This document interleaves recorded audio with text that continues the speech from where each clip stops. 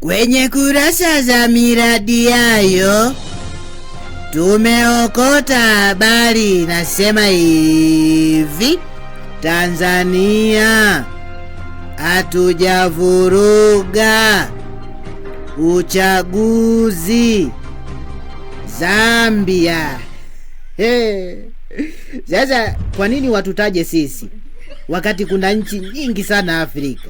Yaani nchi sio zaidi ya 54. Kwa nini Malawi na sio Zimbabwe?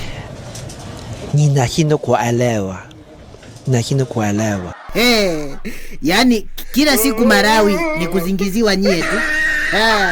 Hatimaye nchi ya Malawi imeanza kuwa mfano wa kuigwa. Alafu wane kile chama kwa kubishana ndani na nje ya nchi hawajambo.